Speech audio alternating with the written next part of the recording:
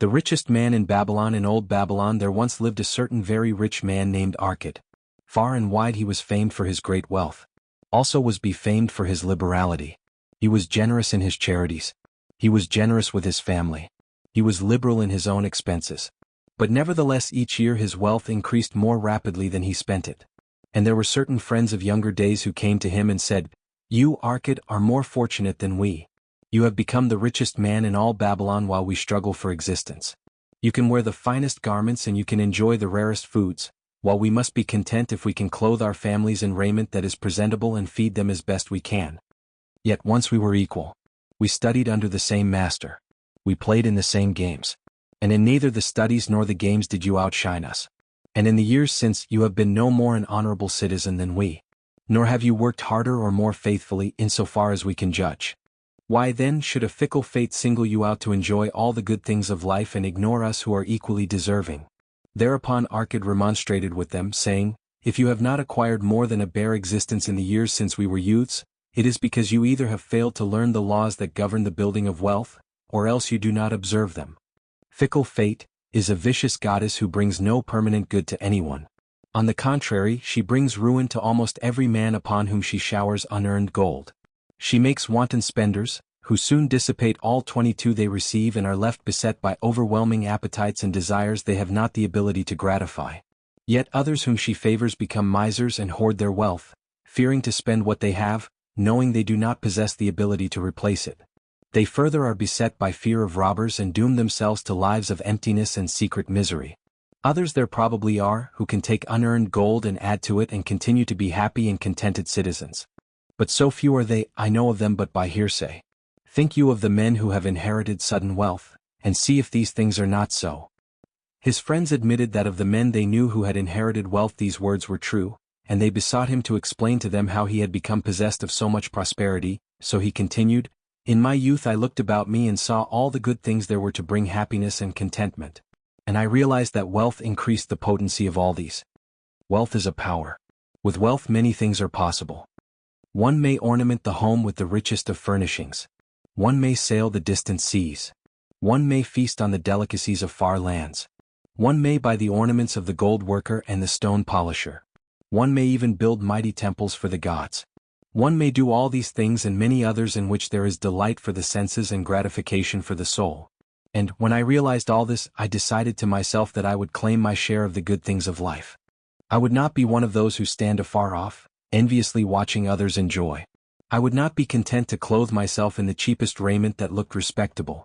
I would not be satisfied with the lot of a poor man. On the contrary, I would make myself a guest at this banquet of good things. Being, as you know, the son of a humble merchant, one of a large family with no hope of an inheritance, and not being endowed, as you have so frankly said, with superior powers or wisdom, I decided that if I was to achieve what I desired, time and study would be required. As for time, all men have it in abundance. You, each of you, have let slip by sufficient time to 11 have made yourselves wealthy. Yet, you admit, you have nothing to show except your good families, of which you can be justly proud. As for study, did not our wise teacher teach us that learning was of two kinds? The one kind ben be what we did not know. Therefore did I decide to find out how one might accumulate wealth, and when I had found out, to make this my task and do it well. For, is it not wise that we should enjoy while we dwell in the brightness of the sunshine? For sorrows enough shall descend upon us when we depart for the darkness of the world of spirit? I found employment as a scribe in the hall of records, and long hours each day I labored upon the clay tablets. Week after week and month after month I labored, yet for my 24 earnings I had naught to show. Food and clothing and penance to the gods, and other things of which I could remember not what, absorbed all my earnings. But my determination did not leave me. And one day Algamish, the money lender, came to the house of the city master and ordered a copy of the 9th law, and he said to me, I must have this in 2 days, and if the task is done by that time 2 coppers will I give to thee. So I labored hard, but the law was long, and when Algamish returned the task was unfinished. He was angry, and had I been his slave he would have beaten me. But knowing the city master would not permit him to injure me, I was unafraid, so I said to him, Algamish, you are a very rich man. Tell me how I may also become rich, and all night I will carve upon the clay, and when the sun rises it shall be completed. He smiled at me and replied, You are a forward knave, but we will call it a bargain. All that night I carved, though my back pained and the smell of the wick made my head ache until my eyes could hardly see. But when he returned at sunup, the tablets were complete. "Now," I said, "tell me what you promised." "You have fulfilled your part of our bargain, my son," he said to me kindly, "and I am ready to fulfill mine.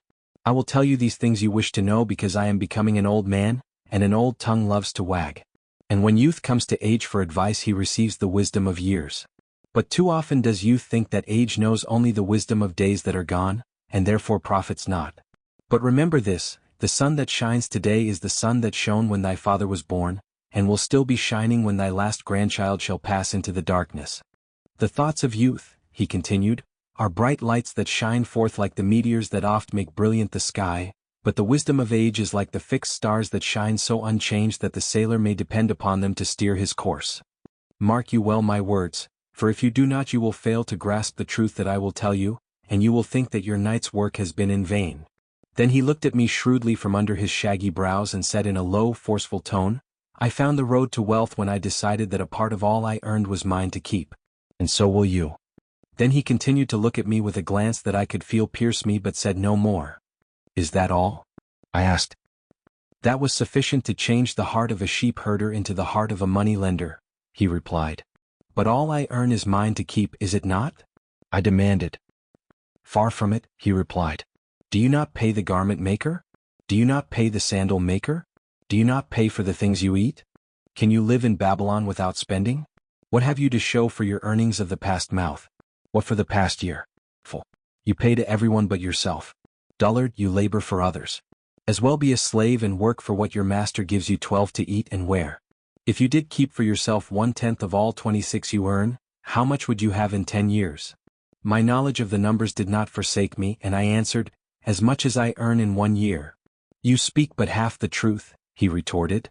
"Every gold piece you save is a slave to work for you. Every copper it earns is its child that also can earn for you. If you would become wealthy, then what you save must ye crave. You think I cheat you for your long night's work," he continued, "but I am paying you 1,000 times over if you have the intelligence to grasp the truth I offer you. A part of all you earn is yours to keep. It should be not less than 1/10 no matter how little you earn. It can be as much more as you can afford. Pay yourself first. Do not buy from the clothes maker and the sandal maker more than you can pay out of the rest and still have enough for food and charity and penance to the gods. Wealth, like a tree, grows from a tiny seed. The first copper you save is the seed from which your tree of wealth shall grow. The sooner you plant that seed, the sooner shall the tree grow. And the more faithfully you nourish and water that tree with consistent savings, the sooner may you bask in contentment beneath its shade." So saying, he took his tablets and went away. I thought much about what he had said to me and it seemed reasonable.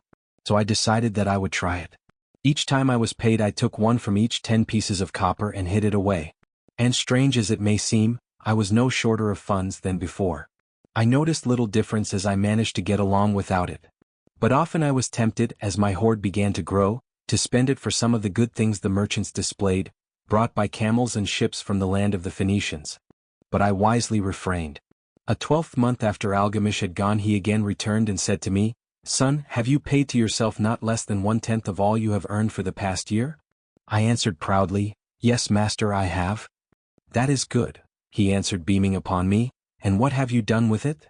"I have given it to Asmar, the brickmaker, who told me he was traveling over the far seas and in Tyre he would buy for me the rare jewels of the Phoenicians. When he returns we shall sell these at high prices and divide the earnings." "Every fool must learn," he growled, "but why trust the knowledge of a brickmaker about jewels? Would you go to the breadmaker to inquire about the stars? No, by my tunic you would go to the astrologer if you had power to think. Your savings are gone, youth, you have jerked your wealth tree up by the roots. But plant another. Try again. And next time if you would have advice about jewels, go to the jewel merchant. If you would know the truth about sheep, go to the herdsman. Advice is one thing that is freely given away, but watch that you take only what is worth having. He who takes advice about his savings from one who is inexperienced in such matters, shall pay with his savings for proving the falsity of their opinions." Saying this he went away. And it was as he said. For the Phoenicians are scoundrels and sold to Asmar worthless bits of glass that looked like 28 gems. But as Algamish had bid me, I again saved each 10th copper, for I now had formed the habit and it was no longer difficult. Again 12 months later, Algamish came to the room of the scribes and addressed me. "What progress have you made since last I saw you?" "I have paid myself faithfully," I replied, "and my savings I have entrusted to Adger the shield maker to buy bronze, and each 4th month he does pay me the rental." 13. That is good. And what do you do with the rental? "I do have a great feast with honey and fine wine and spiced cake. Also I have bought me a scarlet tunic. And some day I shall buy me a young ass upon which to ride." To which Algamish laughed, "You do eat the children of your savings. Then how do you expect them to work for you? And how can they have children that will also work for you? First get thee an army of golden slaves, and then many a rich banquet may you enjoy without regret." So saying he again went away. Nor did I again see him for 2 years, when he once more returned, and his face was full of deep lines and his eyes drooped, for he was becoming a very old man. And he said to me, "Arkad, hast?" And I answered, "Not yet all that I desire, but some I have, and it earns more, and its earnings earn more." "And do you still take the advice of brickmakers?" "About brickmaking they give good advice," I retorted. "Arkad," he continued, "you have learned your lessons well. You first learned to live upon less than you could earn. Next you learned to seek advice from those who were competent through their own experiences to give it. And lastly you have learned to make gold work for you. You have taught yourself how to acquire money, how to keep it, and how to use it. Therefore you are competent for a responsible position. I am becoming an old man.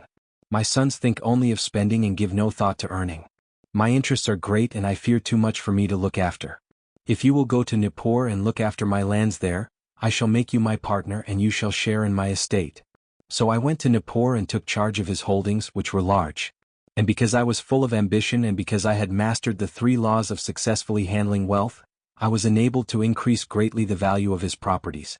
So I prospered much, and when the spirit of Algamish departed for the sphere of darkness, I did share in his estate as he had arranged under the law. So spake Arkad, and when he had finished his tale, one of his friends said, "You were indeed fortunate that Algamish made of you an heir." "Fortunate only in that I had the desire to prosper before I first met him. For 4 years did I not prove my definiteness of purpose by keeping 1/10 of all earned? Would you call a fisherman lucky who for years so studied the habits of the fish that with each changing wind he could cast his nets about them? Opportunity is a haughty goddess who wastes no time with those who are unprepared.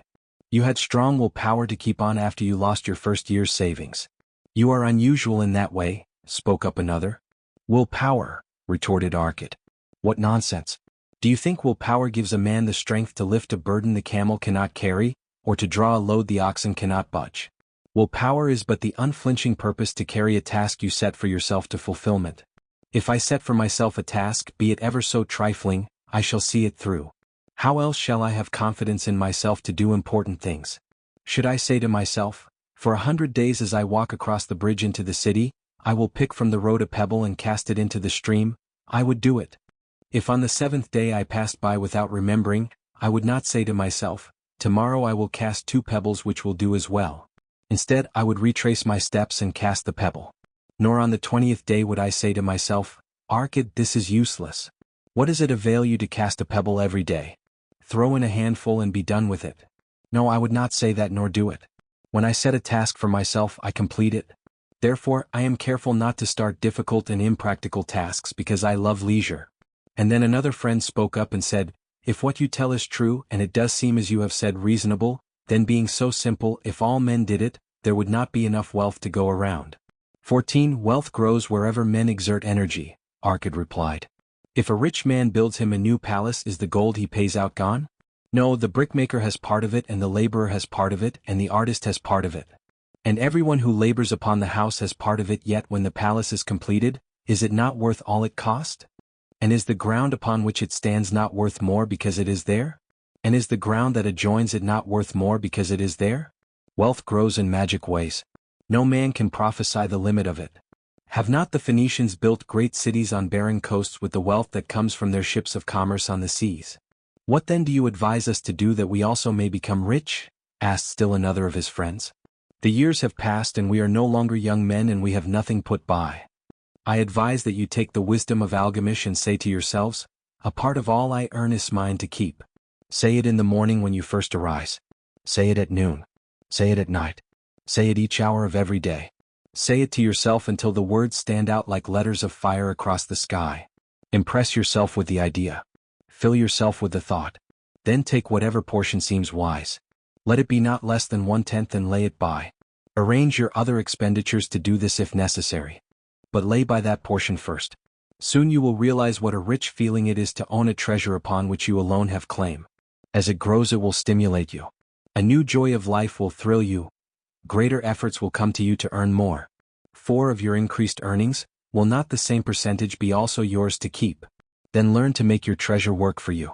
Make it your slave. Make its children and its children's children work for you. Ensure an income for thy future.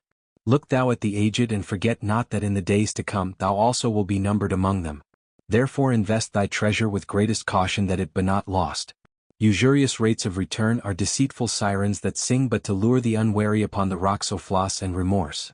Provide also that thy family may not want should the gods call thee to their realms. For such protection it is always possible to make provision with small payments at regular intervals. Therefore the provident man delays not in expectation of a large sum becoming available for such a wise purpose.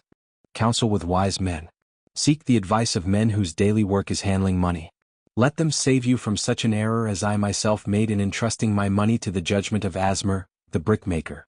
A small return and a safe one is far more desirable than risk. Enjoy life while you are here. Do not overstrain or try to save too much.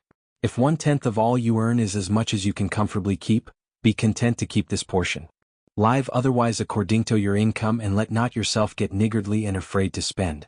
Life is good and life is rich with things worthwhile and things to enjoy. His friends thanked him and went away.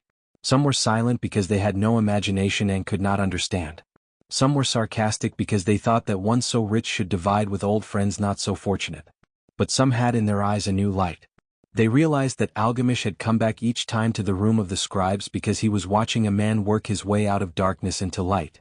When that man had found the light, a place awaited him. No one could fill that place until he had for himself worked out his own understanding, until he was ready for opportunity. These latter were the ones who, in the following years, frequently revisited Arkad, who received them gladly. He counseled with them and gave them freely of his wisdom as men of broad experience are always glad to do. And he assisted them in so investing their savings that it would bring in a good interest with safety and would neither be lost nor entangled in investments that paid no dividends. The turning point in these men's lives came upon that day when they realized the truth that had come from Algamish to Arkad and from Arkad to them.